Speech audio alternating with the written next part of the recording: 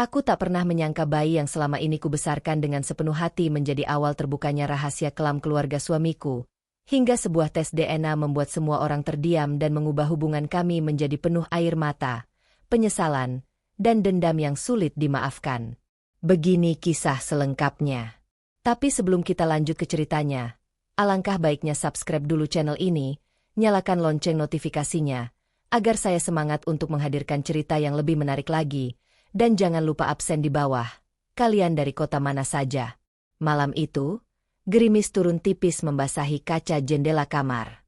Di dalam ruangan bernuansa hangat itu, suara nafas halus bayi mungil berusia 3 bulan menjadi melodi paling indah yang pernah kudengar. Namanya Ryan. Kehadirannya di tengah-tengah keluarga kecilku bersama Mas Danu bagaikan keajaiban yang menyempurnakan pernikahan kami setelah 4 tahun menanti dalam ketidakpastian. Setiap kali melihat jemari kecilnya menggenggam erat telunjukku, rasa lelah dan sejuta kecemasan yang pernah ada mendadak sirna begitu saja. Bagi seorang wanita, tidak ada kebahagiaan yang mampu menandingi momen saat kita dipanggil ibu oleh buah hati yang kita besarkan dengan segenap jiwa dan raga. Mas Danu sendiri adalah sosok suami yang sangat penyayang dan bertanggung jawab dalam keseharian kami. Dia bekerja keras di sebuah perusahaan swasta demi mencukupi kebutuhan rumah tangga dan memastikan Ryan mendapatkan fasilitas terbaik. Setiap kali pulang kerja, wajah lelahnya selalu berubah menjadi senyum lebar begitu melangkah masuk rumah dan melihat Ryan tertawa.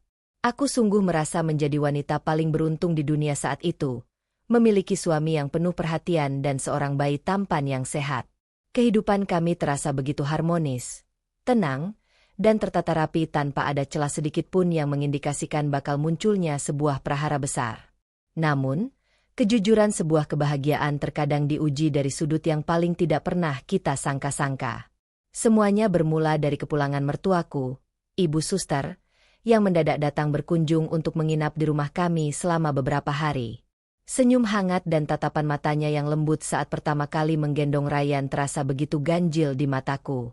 Ada sesuatu yang ditutup-tutupi dalam pandangannya, sebuah gelisah yang tersembunyi rapat di balik kerutan wajah tuanya. Hari itu, di balik kehangatan tawa keluarga kami, benih penderitaan dan rahasia besar yang terpendam belasan tahun mulai mengurai benangnya secara perlahan. Etulusan, bukan dari kesempurnaan tanpa celah.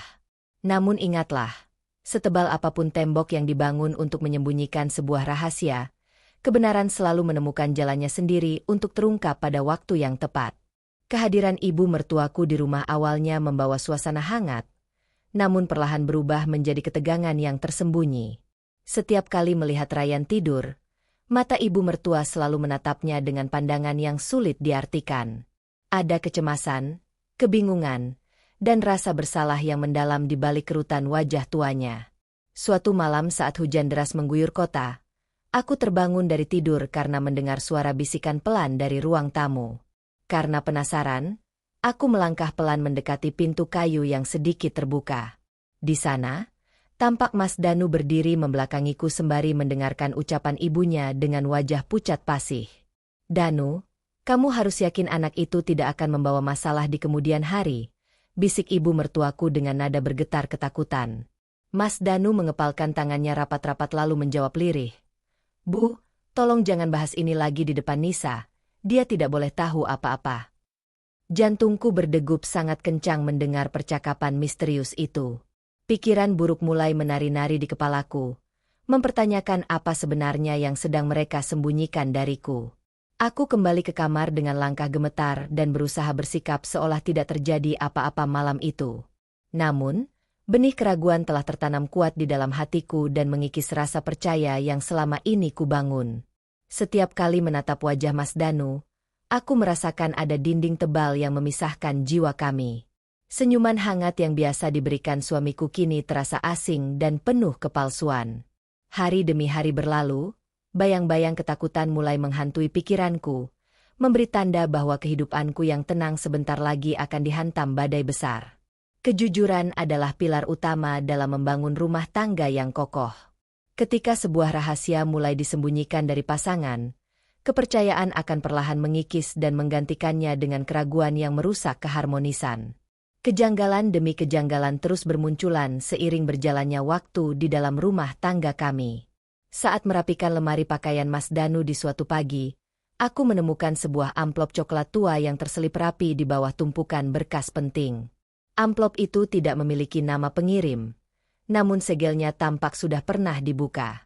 Dengan tangan bergetar dan perasaan campur aduk, aku memberanikan diri untuk membuka lembaran kertas yang ada di dalamnya. Di dalamnya terdapat sebuah surat pernyataan medis dari sebuah rumah sakit bersalin luar kota. Tanggal yang tertera di dalam dokumen tersebut persis sama dengan hari kelahiran Ryan 3 bulan yang lalu. Namun, yang membuat dadaku terasa sesak adalah nama ibu kandung yang tertulis di lembaran tersebut bukanlah namaku, melainkan nama seorang wanita asing bernama Siska. Kepala rasanya berputar hebat. Air mata menetes membasahi kertas kusam itu tanpa bisa kubendung lagi. Bagaimana mungkin ada dokumen medis resmi yang mencatat kelahiran bayi yang selama ini kualami sendiri proses perjuangan melahirkannya? Rasa bingung dan amarah bergejolak hebat di dalam dada, membuat seluruh tubuhku lemas tak berdaya di lantai kamar. Aku menggenggam erat kertas tersebut sembari memandangi Ryan yang sedang tertidur lelap di atas kasur dengan polosnya. Rasa kasih sayangku padanya tak pernah berkurang sedikit pun. Namun kenyataan pahit ini seolah merobek kebahagiaan kami. Pertanyaan besar kini memenuhi benakku.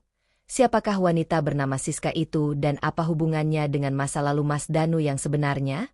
Jangan pernah terburu-buru mengambil keputusan saat emosi sedang memuncak akibat sebuah penemuan pahit. Carilah kebenaran dengan kepala dingin, karena kenyataan seringkali memiliki sudut pandang yang jauh lebih kompleks dari yang terlihat. Malam harinya, aku menantikan kepulangan Mas Danu dengan dada yang bergemuruh ketakutan dan emosi.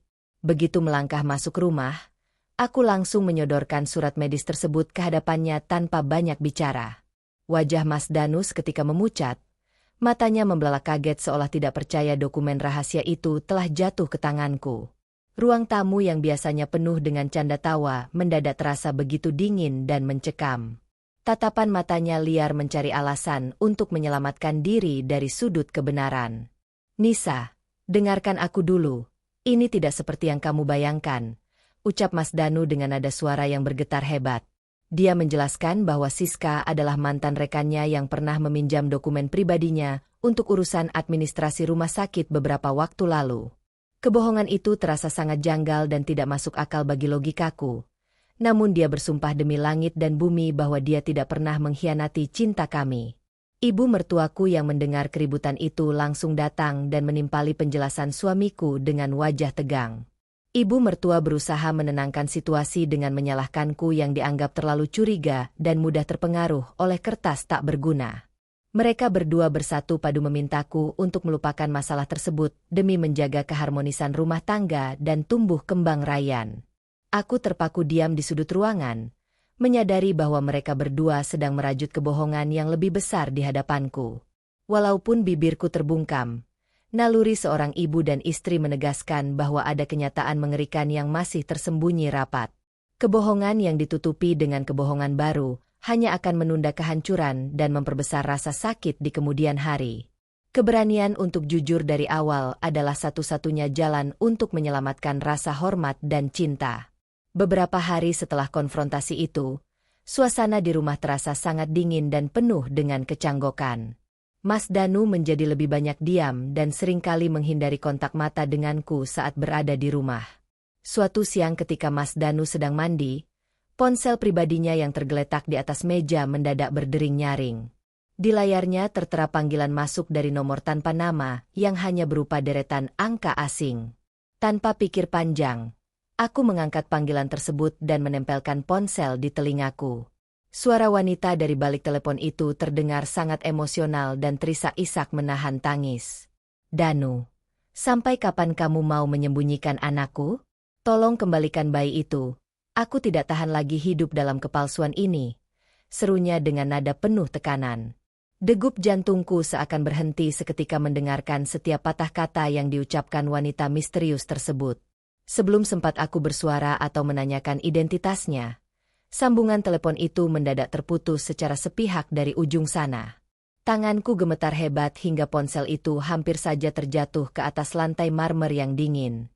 Kata, "Anakku," Yang diucapkan wanita itu terus bergema di dalam kepalaku bagaikan petir yang menyambar di siang bolong. Apakah bayi yang selama ini kulumuri dengan kasih sayang dan kualami perjuangan merawatnya bukanlah darah dagingku sendiri? Ketakutan luar biasa mulai menguasai seluruh jiwaku, membakar sisa-sisa kepercayaan yang tersisa untuk suami yang sangat kucintai. Keraguan yang tidak terselesaikan akan menjadi racun yang merusak jiwa dan pikiran. Ketika sinyal kebenaran mulai terlihat, bersiaplah menghadapi kenyataan walau sekeras apapun hal itu membentur hati kita. Pikiran yang semakin kalut membuatku tidak bisa lagi tinggal diam menunggu takdir mempermainkanku. Aku menyadari bahwa satu-satunya cara untuk membungkam semua keraguan dan kebohongan ini adalah dengan mencari bukti medis yang sah secara hukum. Tanpa sepengetahuan Mas Danu maupun ibu mertua, aku membulatkan tekad untuk melakukan tes DNA secara diam-diam. Aku mencari informasi klinik laboratorium terpercaya yang bisa melakukan pemeriksaan genetik dengan kerahasiaan tinggi di kota ini. Suatu pagi ketika Mas Danu berangkat kerja dan ibu mertua pergi ke pasar, aku mengumpulkan sampel yang dibutuhkan. Dengan hati-hati dan perasaan yang sangat hancur, aku mengambil beberapa helai rambut Ryan serta sampel liur dengan kapas steril. Setiap sentuhan lembut pada pipi mungilnya membuat mataku meneteskan air mata hangat tanpa hentinya. Maafkan ibu. Nak, ibu hanya ingin memastikan siapa kamu sebenarnya dan menjaga masa depanmu. Bisikku pelan di telinganya yang mungil. Aku bergegas menuju laboratorium medis membawa sampel tersebut dengan langkah kaki yang terasa amat berat. Di sepanjang jalan, doa tak henti-hentinya kulumat dalam hati agar semua prasangka burukku tidak terbukti nyata. Namun di sisi lain, batinku mempersiapkan diri untuk skenario terburuk yang mungkin akan menghancurkan seluruh lembaran hidupku. Petugas laboratorium menyampaikan bahwa hasil tes DNA baru akan keluar dalam waktu 1 minggu ke depan, seminggu yang terasa bagaikan ribuan tahun. Mencari kebenaran memang membutuhkan keberanian besar dan pengorbanan batin yang menyakitkan. Namun, hidup dalam kepalsuan jauh lebih berbahaya daripada menghadapi kenyataan pahit yang membebaskan. Masa penantian hasil tes DNA menjadi periode paling menyiksa sepanjang sejarah hidupku di dunia ini. Setiap hari aku harus berpura-pura tersenyum dan melayani Mas Danu seolah-olah semua hubungan kami baik-baik saja. Namun di dalam dada, hatiku menangis meraung-raung meratapi nasib dan kebohongan yang menyelimuti rumah tangga kami. Sikap Mas Danu semakin hari tampak semakin gelisah. Dia sering melamun dan terbangun di tengah malam dengan peluh membasahi tubuhnya. Ibu mertuaku pun memperlihatkan perilaku yang semakin aneh dengan membatasi aksesku untuk membawa Ryan keluar rumah. Dia seolah takut ada orang lain yang melihat wajah Ryan atau mengenali kemiripan wajah bayi mungil itu dengan seseorang. Setiap kali aku hendak mengajak Ryan berjalan-jalan di taman depan rumah, ibu mertua selalu melarang dengan berbagai alasan yang dibuat-buat. Hal ini semakin memperkuat dugaan bahwasanya ada skenario besar yang sedang dipelihara oleh keluarga suamiku. Rasa lelah fisik dan mental membuat daya tahan tubuhku semakin merosot hingga aku sempat jatuh sakit. Namun, memandangi senyum Ryan yang polos dan lucu selalu menyuntikkan kekuatan baru ke dalam jiwaku yang rapuh. Bayi mungil itu tidak bersalah sama sekali dalam pusaran rahasia kelam orang-orang dewasa di sekitarnya. Apapun hasil pemeriksaan nanti, aku berjanji dalam hati akan selalu melindunginya dari mara bahaya dan ketidakadilan yang mengintai hidupnya. Ketabahan seseorang diuji bukan saat dia berada dalam kebahagiaan, melainkan saat dia mampu bertahan dalam ketidakpastian yang menyiksa sembari tetap memelihara kasih sayang yang tulus. Hari yang ditunggu-tunggu sekaligus ditakuti itu, akhirnya tiba juga membawa takdir baru dalam hidupku. Ponselku bergetar memberikan notifikasi pesan singkat dari pihak laboratorium yang menyatakan hasil tes DNA sudah selesai dan dapat diambil. Dengan dada yang berdegup kencang bak genderang perang, aku melangkah menuju klinik tersebut membawa segudang ketakutan. Begitu menerima amplop putih bersegel resmi itu, tanganku gemetar hebat hingga sulit untuk membuka perekat kertasnya. Aku duduk di dalam mobil yang terparkir di sudut jalan yang sepi untuk membaca lembaran kertas keputusan tersebut. Perlahan kubuka lembaran demi lembaran ilmiah itu, hingga mataku tertuju pada angka persentase kompatibilitas di bagian bawah. Tulisan bercetak tebal itu menyatakan bahwa probabilitas hubungan keibuanku dengan Ryan adalah 0%. Dunia seketika terasa runtuh menghantam kepalaku, Seluruh tubuhku lemas hilang tenaga dan mataku mendadak gelap seketika. Aku menangis sejadi-jadinya di dalam mobil sembari memukul setir dengan rasa sakit batin yang tak terperi. Kehamilan yang kujalani, rasa sakit saat berjuang di rumah sakit, dan kebahagiaan menyusui bayi itu seketika menjadi misteri mengerikan. Bagaimana mungkin bayi yang kulahirkan dari rahimku telah tertukar, atau sengaja digantikan tanpa sepengetahuanku? Rahasia kelam apakah yang sebenarnya disimpan rapat-rapat oleh Mas Danu dan ibunya selama ini dariku? Kenyataan yang paling menyakitkan sekalipun jauh lebih berharga daripada kebahagiaan semu yang dibangun di atas fondasi manipulasi. Kebenaran adalah awal dari kesembuhan jiwa, meski harus melintasi badai air mata. Dengan bukti otentik tes DNA di tanganku, aku tidak langsung pulang melainkan mencari keberadaan wanita bernama Siska itu. Menggunakan alamat yang tertera dalam surat medis tua yang kusembunyikan, aku menyusuri pemukiman padat di pinggiran kota. Setelah bertanya ke beberapa warga sekitar, akhirnya aku menemukan sebuah rumah sederhana dengan cat dinding yang mengelupas. Dari balik jendela kaca yang kusam, terlihat seorang wanita muda duduk melamun dengan tatapan mata yang sangat hampa. Aku memberanikan diri mengetuk pintu rumah kayu tersebut, hingga wanita itu keluar membuka pintu dengan rasa ragu. Begitu mata kami saling bertatapan, ada kejutan luar biasa yang memancar dari raut wajahnya yang pucat. Aku menyodorkan foto Ryan dari ponselku dan seketika wanita itu jatuh berlutut di hadapanku sembari menangis histeris. "Itu anakku. Tolong kembalikan anakku." Ratapnya penuh penderitaan yang membuat hatiku tersayat-sayat ikut merasakan kepedihannya. Dalam tangisnya yang pecah, Siska mulai menceritakan tabir rahasia yang selama ini menyelimuti kehidupan keluarga suamiku. Dia mengaku pernah menjalin hubungan gelap dengan Mas Danu beberapa bulan sebelum kami menikah, hingga mengandung anak tersebut. Ketika bayi itu lahir, ibu mertuaku dan Mas Danu mengambilnya secara paksa dengan memanfaatkan kondisi ekonominya yang sangat lemah. Kepingan puzzle rahasia kelam itu kini mulai menyatu utuh, mengungkap kekejaman yang terencana rapi. Kejahatan dan kepalsuan yang ditutup-tutupi tidak akan pernah bisa bersembunyi selamanya dari cahaya kebenaran. Setiap tindakan yang merugikan orang lain pasti akan menuntut pertanggungjawaban pada waktunya. Siska menceritakan detail mengerikan bagaimana peristiwa penukaran anak itu bisa terjadi tanpa sedikit pun kucurigai.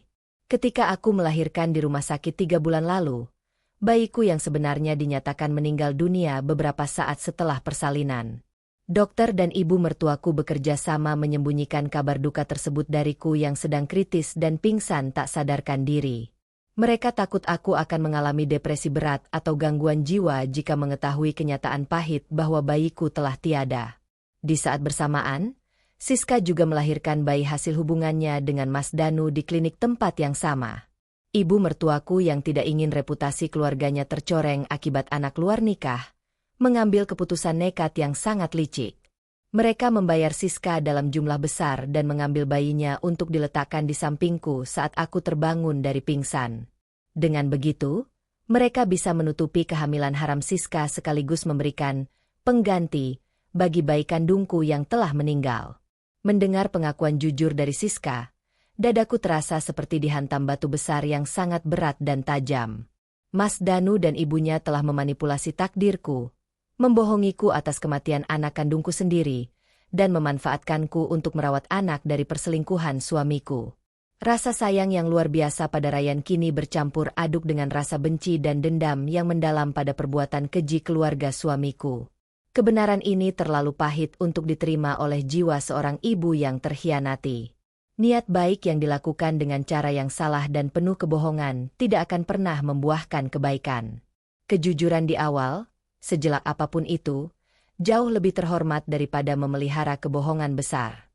Malam itu, aku pulang ke rumah dengan jiwa yang hampa dan pandangan mata yang dipenuhi oleh dendam serta amarah. Di meja makan, Mas Danu dan ibu mertuaku sedang menikmati santap malam dengan penuh ketenangan seolah tak ada beban. Tanpa mengeluarkan sepatah kata pun, aku melempar hasil tes DNA dan surat pengakuan dari Siska tepat di tengah-tengah meja makan mereka. Kertas-kertas itu berserakan, membuat suasana makan malam yang tenang seketika berubah menjadi arena persidangan yang mencekam. Mas Danu meraih kertas tersebut dan membaca isinya hingga wajahnya berubah pucat pasi bagaikan mayat. Ibu mertuaku ikut membaca dan langsung tersedak. Matanya membelalak menatapku dengan rasa takut luar biasa yang tak bisa disembunyikan. Nisa, dengarkan penjelasan Mas dulu. Kami melakukan ini semua demi kebaikanmu dan masa depan keluarga kita. Teriak Mas Danu mencoba memegang tanganku. Namun aku menghentakkan tangannya dengan penuh rasa jijik dan kemarahan yang meluap-luap dari dalam dada. Kebaikan siapa yang kamu maksud? Kamu membohongiku tentang kematian anakku sendiri dan memanfaatkanku merawat anak hasil perselingkuhanmu. Teriakku histeris hingga suaraku serak menembus dinding rumah. Ibu mertuaku bersimpuh di lantai sembari menangis memohon ampun agar aku tidak melaporkan kejadian ini ke pihak kepolisian. Namun rasa sakit hati yang teramat dalam telah menutup pintu maafku malam itu, mengubah cinta hangat menjadi kebencian yang sangat membara. Ketika pengkhianatan terungkap, kata maaf seringkali terasa terlalu kusam untuk menyembuhkan luka batin yang teramat dalam. Penyesalan yang datang terlambat hanya akan menjadi benteng bagi rasa malu dan penderitaan. Pertengkaran hebat meluas hingga membuat para tetangga sekitar berdatangan mendekati rumah kami karena penasaran. Jeritan penyesalan Mas Danu dan tangisan histeris ibu mertua membumbung tinggi memenuhi sudut-sudut ruangan yang dulu penuh kedamaian. Di tengah keributan yang semakin tak terkendali itu, suara tangisan Ryan memecah ketegangan dari dalam kamar bayi. Aku melangkah cepat menghampiri boks bayinya, memeluk tubuh mungil itu dengan derai air mata yang tak kunjung berhenti. Siska yang kupinta menyusul tiba di rumah bersama beberapa petugas polisi untuk mengambil kembali hak asuh atas anak kandungnya. Momen penyerahan Ryan menjadi titik paling memilukan dan menyayat hati sepanjang perjalanan hidupku. Meskipun dia bukan darah dagingku dan lahir dari pengkhianatan suamiku, kasih sayang yang kuberikan selama 3 bulan adalah nyata tanpa kepalsuan. Saat Siska mengambil Ryan dari pelukanku, rasanya separuh jiwaku ikut tercabut pergi menyisakan kehampaan. Mas Danu hanya bisa meratapi nasibnya saat polisi mulai memasangkan borgol besi di kedua pergelangan tangannya atas dugaan tindak pidana pemalsuan dokumen dan penipuan. Ibu mertuaku pingsan tak berdaya di lantai setelah menyaksikan anak kebanggaannya digelandang masuk ke dalam mobil patroli. Dalam sekejap mata, rumah tangga yang dulunya tampak begitu sempurna dan harmonis kini hancur berkeping-keping menjadi puing-puing penyesalan. Aku berdiri terpaku menatap kehancuran itu dengan dada yang amat hampa. Dosa dan kejahatan yang ditanam dengan rapi pada akhirnya akan membuahkan kehancuran bagi pelakunya sendiri. Kasih sayang yang tulus tidak akan pernah sia-sia, meski harus berpisah dalam derai air mata. Hari-hari setelah malam kelam itu terasa sangat hampa dan menyiksaku dalam kesendirian di rumah yang sepi. Tidak ada lagi suara tangis Ryan di pagi hari. Tidak ada lagi canda tawa suami yang dulu sangat kupuja sepenuh hati. Yang tersisa hanyalah bayang-bayang kenangan pahit dan dinding-dinding dingin yang menjadi saksi bisu atas kebohongan besar. Proses hukum terhadap Mas Danu dan ibunya terus berjalan di kepolisian, menguak semua fakta manipulasi medis yang mereka lakukan. Aku melayangkan gugatan cerai ke pengadilan agama untuk mengakhiri ikatan pernikahan yang didasari oleh kepalsuan tersebut. Di dalam sel tahanan, Mas Danu berulang kali mengirimkan surat permohonan maaf dan memohon agar aku mencabut laporan polisi. Namun, luka hati seorang ibu yang kehilangan bayi kandungnya dan dibohongi secara sistematis tidak akan bisa sembuh hanya dengan selembar surat maaf. Aku memantapkan hati untuk terus melangkah maju tanpa melihat lagi ke belakang. Setiap akhir pekan, aku menyempatkan diri mengunjungi makam kecil bayi kandungku yang sebenarnya dimakamkan di TPU pinggiran kota. Di atas gundukan tanah berselimut rumput hijau itu, aku menaburkan bunga dan memanjatkan doa terbaik untuk malaikat kecilku di surga. Di sana pulalah aku berdamai dengan takdir, menyadari bahwa perjalanan ini adalah ujian pendewasaan jiwa yang sangat berat namun harus kudaki dengan ketegaran. Berdamai dengan takdir pahit membutuhkan waktu dan keberanian untuk melepaskan ikatan masa lalu.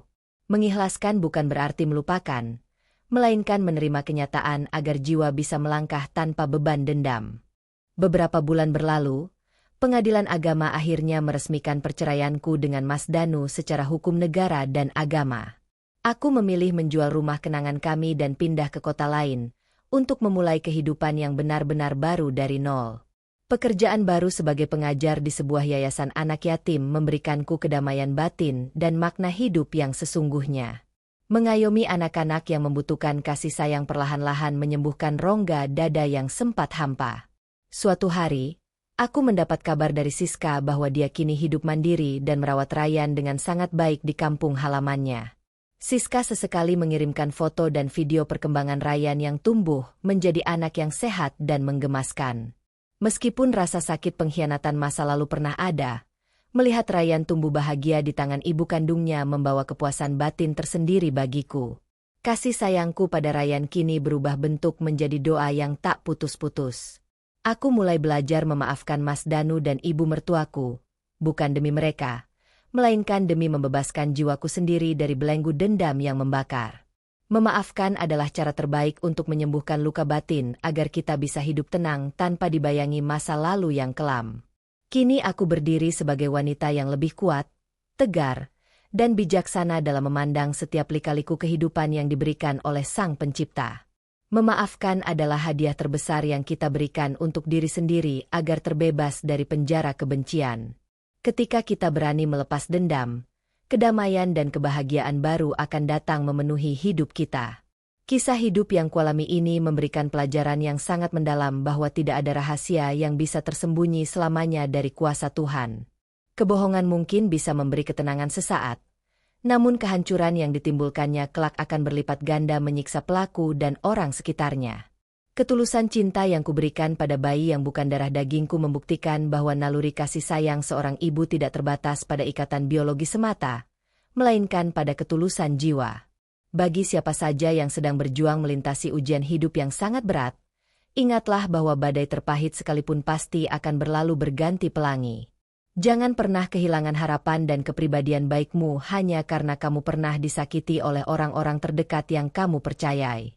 Setiap rasa sakit adalah proses tempaan agar kita menjadi pribadi yang lebih tangguh, bijaksana, dan mampu bersyukur atas setiap karunia kehidupan yang masih ada.